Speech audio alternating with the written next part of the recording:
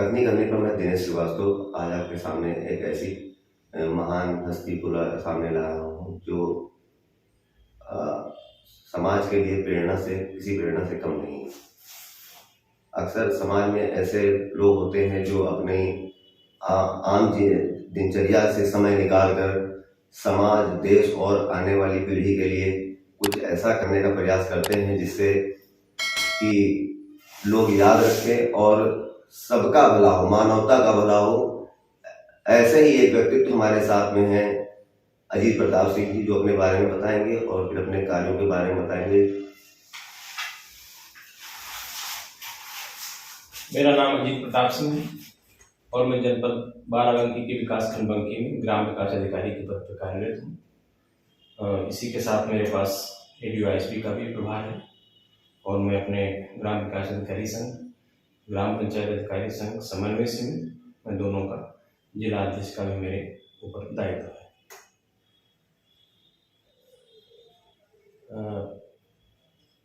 दरअसल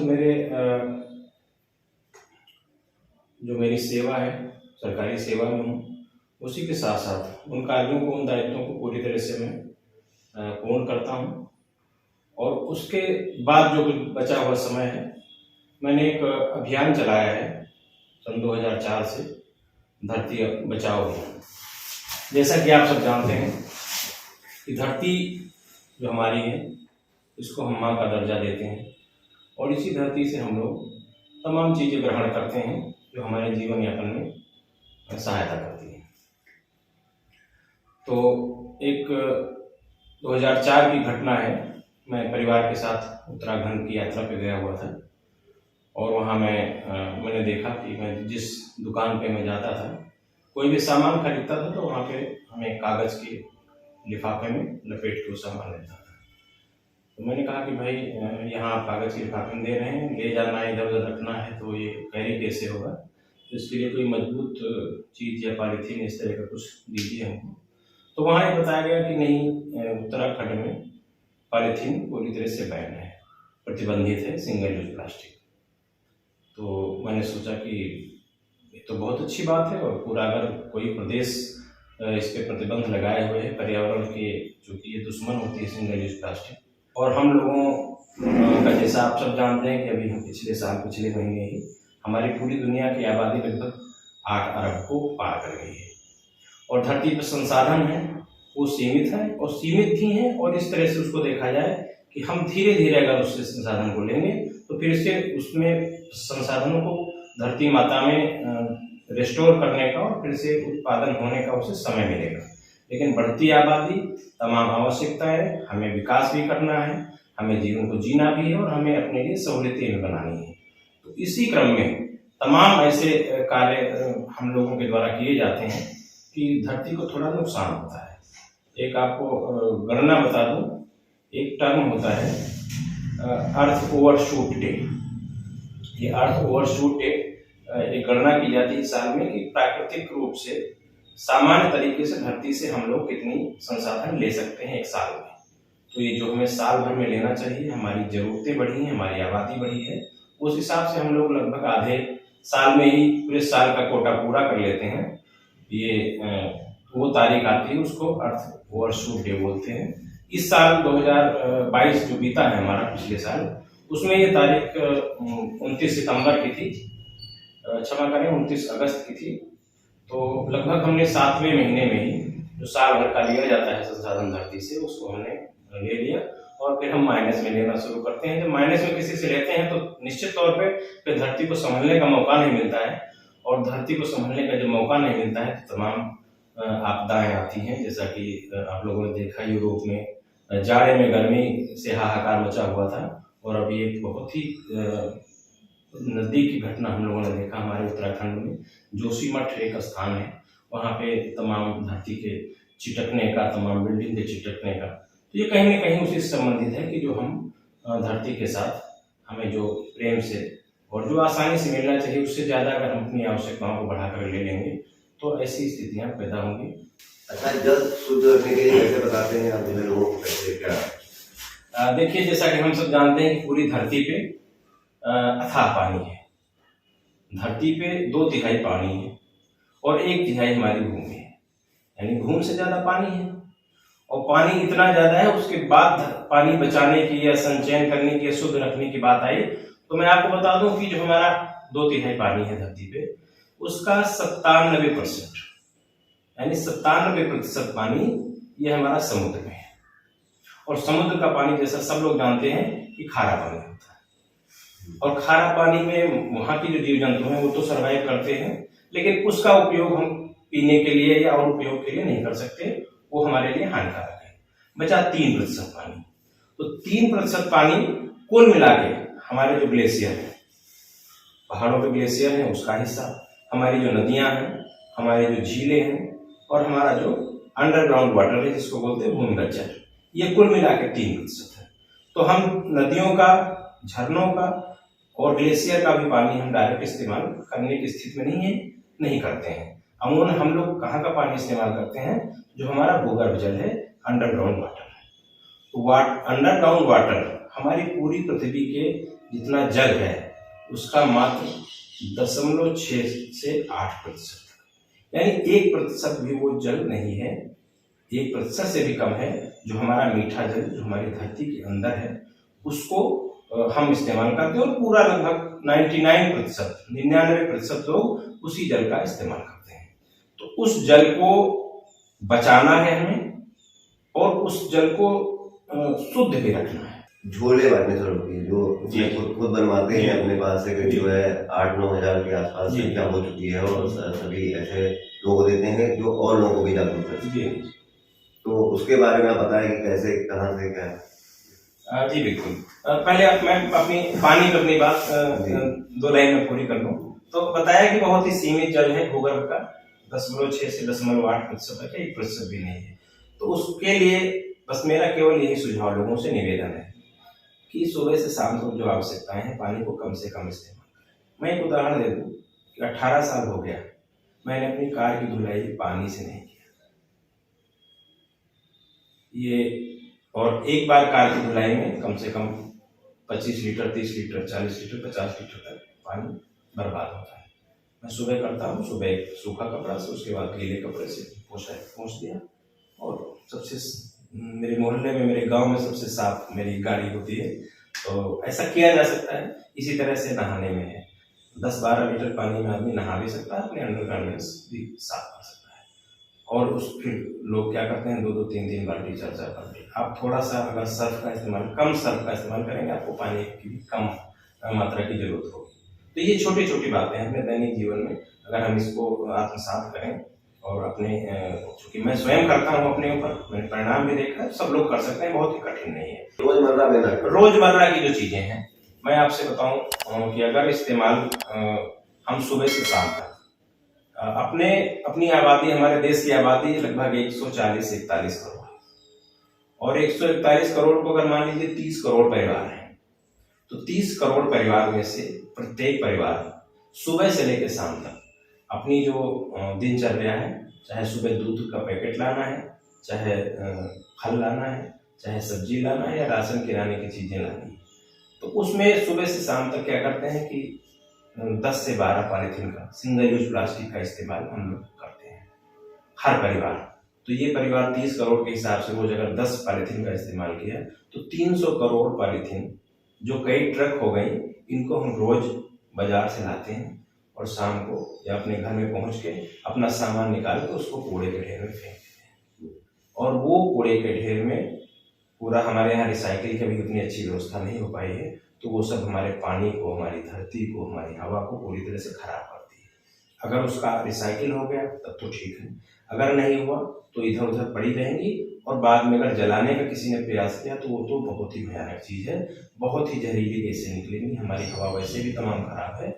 और आगे चल के अगर इस तरह की चीज़ें होती हैं, जैसे कूड़ा जलाया गया किसी ने, उसमें प्लास्टिक का अंश है या और चीज़ें हैं, तो तमाम जहरीली गैस निकलेंगी, हवा को खराब करेंगी। हवा की गुणवत्ता चूँकि अपने यहाँ बहुत खराब हो चुकी पहले से ही। एयर क्वालिटी इंडेक्स जो होता है, AQI बोलते हैं, यानी शुद्ध हवा जो हमारे फेफड़ों को नुकसान नहीं करती है, जिसे हम हर सेकंड अपने शरीर को लेते हैं। इस हवा के बिना तो हम 10 सेकंड भी नहीं, 1 मिनट भी नहीं जीवित रह सकते हैं। तो उस हवा का जो AQI है वो हमारे आसपास का लगभग 150 से 200 है बाराबंकी में। लखनऊ में हम देखते हैं 250 से 300 है। हमारा NCR और दिल्ली में लगभग 350 400 है, जिसे 40 और 50 होना चाहिए। तो हवा तो हमारी पहले से इतनी खराब है, तो उसमें अगर हम अपना प्लास्टिक जलाएंगे, कूड़ा जलाएंगे, तो वो तो और स्थिति खराब होगी। तो इन सब चीज़ों से बचने के लिए मैंने रास्ता निकाला। बड़ी पारंपरिक चीज़ है। जब प्लास्टिक का इस्तेमाल, प्लास्टिक की पन्नी का प्रयोग लोग नहीं करते थे, वो नहीं बनी थी, तो लोग कपड़े के झोले का इस्तेमाल करते थे। मैंने कहा अगर सुबह से शाम तक हर व्यक्ति, हर परिवार अपने पास 2 कपड़े के झोले रखे।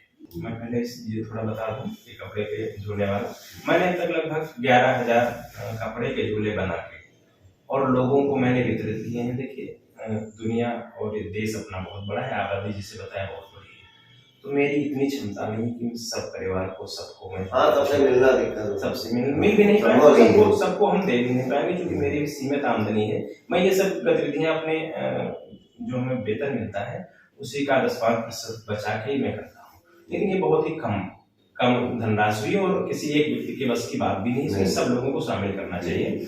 तो मैंने 10 से 11,000 झोले कपड़े के बनवा के और लोगों को वितरित किए, और शपथ के साथ कि आज से आप सिंगल यूज प्लास्टिक का इस्तेमाल नहीं करेंगे। उन्होंने शपथ लिया, और ये उसमें एक शर्त और थी कि कम से कम 10 लोगों को और मोटिवेट करें। चेन बनेगी ना, किसी एक का काम तो नहीं, तो एक ने 10 को किया, 10 ने और 10 को किया, तो श्रृंखला लगभग लाखों में संख्या है जिसको मैंने अब तक मोटिवेट करके उन्होंने बिल्कुल सिंगल यूज प्लास्टिक का इस्तेमाल पूरी तरह से करना बंद कर दिया है। और मैं इन कपड़ों के जो बैग बनवाता हूँ, झोले बनवाता हूँ, मैं कपड़ों की बड़ी बड़ी दुकानों पर मैं जाता हूँ, तो इसके लिए कहीं से कपड़ा बनाने की जरूरत नहीं है किसी को। मैं दुकानों पर जाता हूँ और उनसे अनुरोध करता हूँ कि आपका जो बेचा गया कपड़ा है, कपड़े के थान पे थाना था, तो जो कपड़ा आपने बेच दिया है उसके बाद जो टुकड़ा बचा है, वो टुकड़ा आपके किसी काम का नहीं है, दुकानदार के किसी काम का नहीं है, वो इधर उधर अपना रखते हैं या किसी को ऐसे दे देते हैं। तो मैं उनसे करता हूँ कि आप लागत पे मुझे जो आपकी खरीद दाम है उस पर आप ये कपड़ा मुझे दे दीजिए। तो वो कपड़ा मुझे मिल गया। अब मुझे उस कपड़ा बनाने में कहीं से कार्बन जलाने की जरूरत नहीं पड़ी, ना किसी फैक्ट्री ने बनाया, वो कपड़ा बचा हुआ कपड़ा है। वो अगर ना भी होता, मैं नहीं लेता, तभी वो कपड़ा बनता ही बनता। तो उस कपड़े को लेके मैं अपने स्थानीय दर्जी को दे के और उनसे कपड़े के झोले बनवा लेता हूँ। उस हिसाब से मेरा ये काम चलता है। तो 5 साल में एक कपड़े का झोला मैंने गणना किया है 18,250 सिंगल यूज प्लास्टिक को इस्तेमाल से रोकेगा, यानी उसको धरती पे आने की जरूरत ही नहीं पड़ेगी। धरती पे आने से रोकने का एक कपड़े का झोला इतना बड़ा ब्रह्मास्त्र है। अगर इसको सब लोग लागू कर लें तो काफी हद तक हमें सिंगल यूज प्लास्टिक से मुक्ति मिल सकती है। अब आपका अगला जो प्रश्न है कि ये तो रही जो लूज चीजें हैं, फुटकर में चीजें हैं लाने के लिए, और अगर आप चीनी है, मसाला है या इस तरह की चीजें जो लाते हैं, या आपको अरहर की दाल खरीदना है 2 किलो, आप कैसे खाएंगे?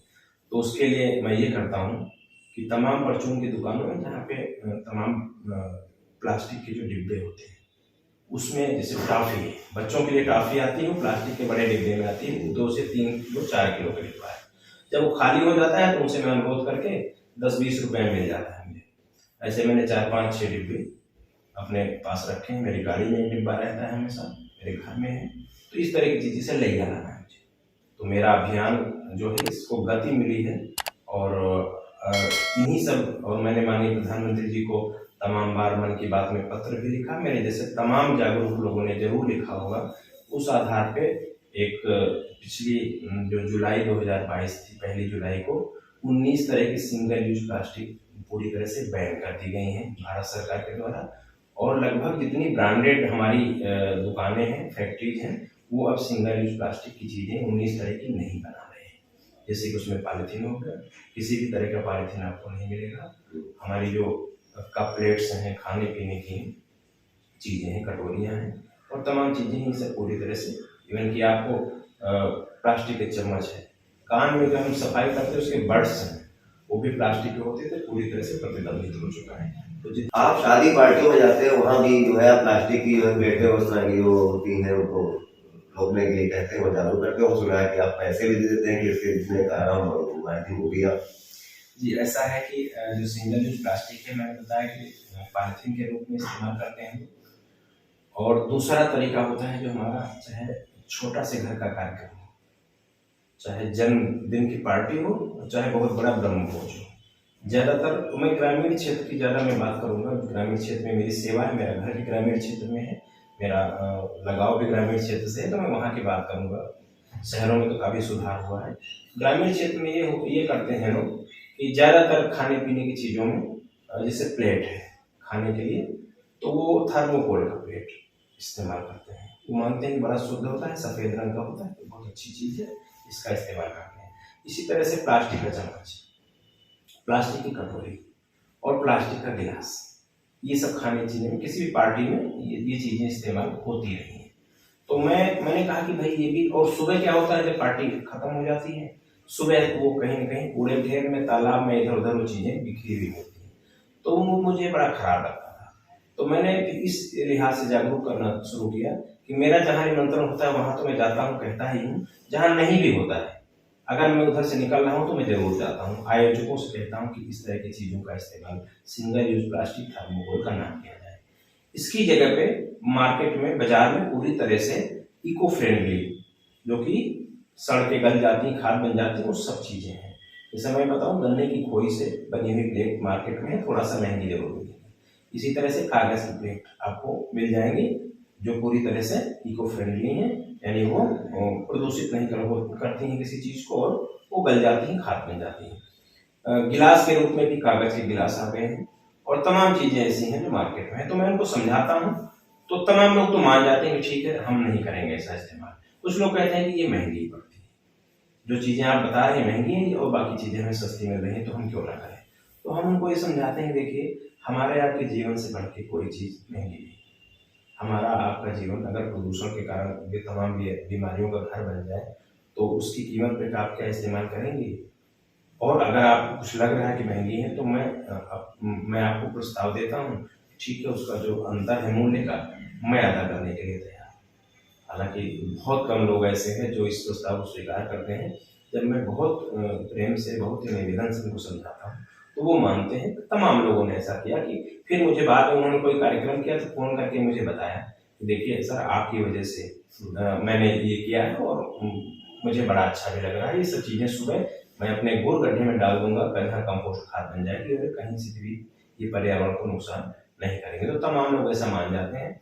और मैंने अपनी गाड़ी में, अपनी कार में कम से कम 100 लोगों के लिए कागज़ की प्लेट या पत्थर की प्लेट, कागज़ का गिलास, लकड़ी का चम्मच और कागज़ की या पत्ते की कटोरी, इस तरह 100 लोगों का कम से कम है व्यवस्था मेरी गाड़ी में रहती है। अगर अटेंडम 100 लोगों तक की कोई पार्टी, किसी को कुछ करना है, तो उसको कहीं मार्केट ढूंढने नहीं जाना है, बस उसे मैं उसको तुरंत मैं प्रोवाइड करा देता हूँ।